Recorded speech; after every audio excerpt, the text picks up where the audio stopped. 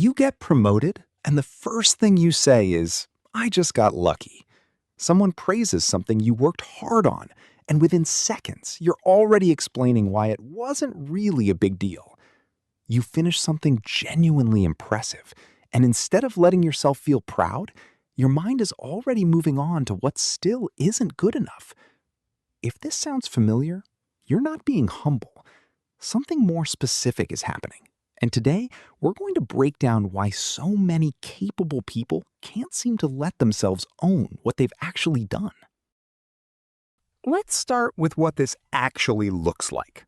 You're in a meeting, and someone highlights something you did well. Before the sentence is even finished, you're already saying, "Oh, it was really a team effort," or "anyone could have done it." Sometimes that's even true, but you say it just as quickly when it isn't. When you were genuinely the one who carried the project, because the redirect isn't really about accuracy, it's automatic. It shows up in quieter moments too. You look over your own resume and something in you quietly argues with every line. That job was mostly timing. That award was a weak year for competition. That skill everyone compliments you on, you still don't really believe you're good at it, even with a stack of evidence suggesting otherwise.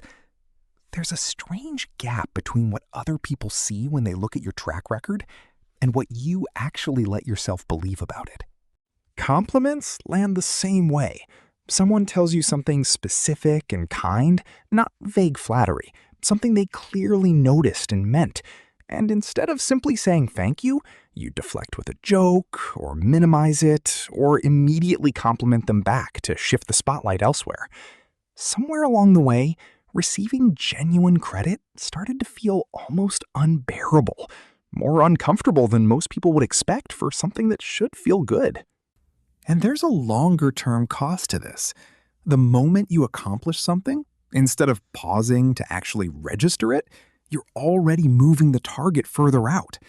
Enough is never quite enough. Not because you're endlessly ambitious in a healthy way, but because some part of you doesn't trust that the achievement was real. Or worse, doesn't feel entitled to stop and enjoy it, even for a moment. This isn't modesty, and it isn't a lack of confidence in the way most people picture that phrase. What's actually happening has a specific shape to it, and once you see that shape clearly, it stops feeling like a mystery and starts feeling like something you can actually work with. This pattern usually traces back to how achievement was met early in life. Maybe praise in your household was rare, so any success you brought home got a muted response, or got compared immediately to something you hadn't done yet. Maybe love and attention felt conditional on performance, which quietly taught you that resting in an accomplishment was risky, because the next demand was always right behind it.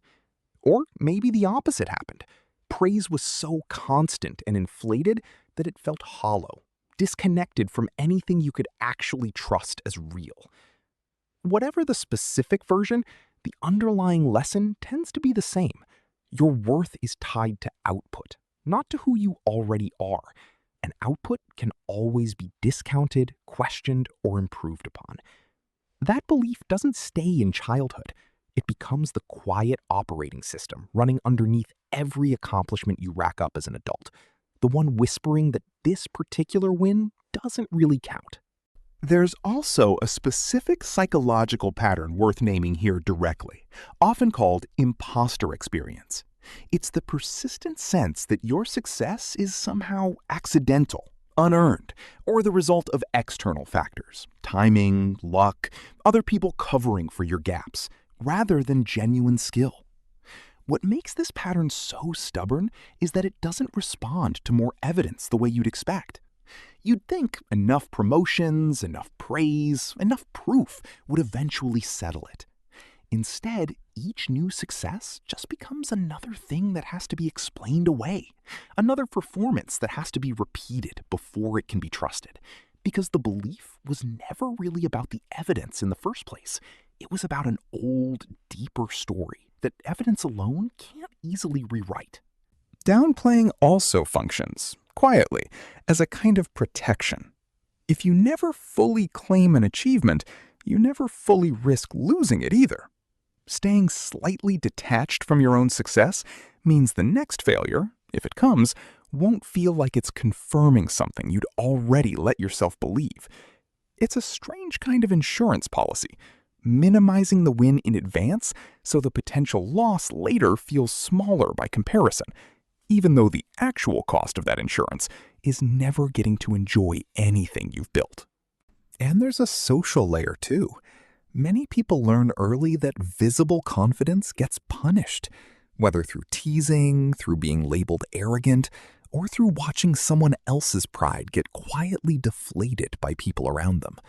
Staying small starts to feel safer than standing in your own accomplishment, because at some point, modesty wasn't just polite, it was protective, a way of not becoming a target.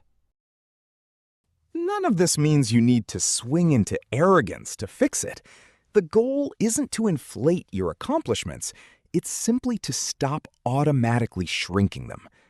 The first real move is learning to pause before the deflection reflex kicks in. When someone offers a compliment or credit, try letting a full second pass before responding, long enough to notice the urge to minimize before you act on it. That tiny gap is often enough to choose a simple thank you instead of the automatic redirect. It also helps to practice separating the accomplishment from the story your mind immediately attaches to it. When you finish something well, try naming the plain fact of it out loud or in writing without the usual qualifiers. Not, I got lucky with the timing, just, I finished the project and it went well. Let the sentence stand there, unqualified, even if it feels strange at first. That discomfort isn't a sign you're doing something wrong. It's a sign you're interrupting a pattern that's been running for a long time. Keeping a simple, ongoing record of specific wins can be surprisingly effective here too. Not as a vanity exercise, but as counter-evidence for a mind that habitually discounts its own history. When the imposter voice shows up insisting this success was a fluke, having an actual written record makes it much harder for that voice to rewrite the story in the moment, because the evidence is sitting right there, plainly, in your own handwriting. It's also worth noticing when downplaying is being used as protection against future disappointment, and gently questioning whether that protection is actually serving you anymore. Yes, staying detached from your wins might soften a future failure slightly, but it also guarantees you never fully get to feel the wins while they're happening, which is a heavy, ongoing cost paid in exchange for a small, hypothetical future comfort. And finally, this pattern softens fastest around people who actively resist your minimizing, who won't let the deflection land, who gently push back with, no, actually, you did that. Surrounding yourself, even occasionally, with people who insist on your accomplishments being real can slowly recalibrate a system that spent years learning the opposite lesson. Let's make this concrete.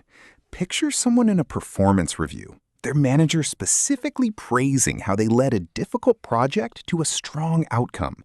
The old pattern is right there, ready to fire. Oh, honestly, the team did most of the work. I just kept things organized. This time, they catch the urge before it leaves their mouth.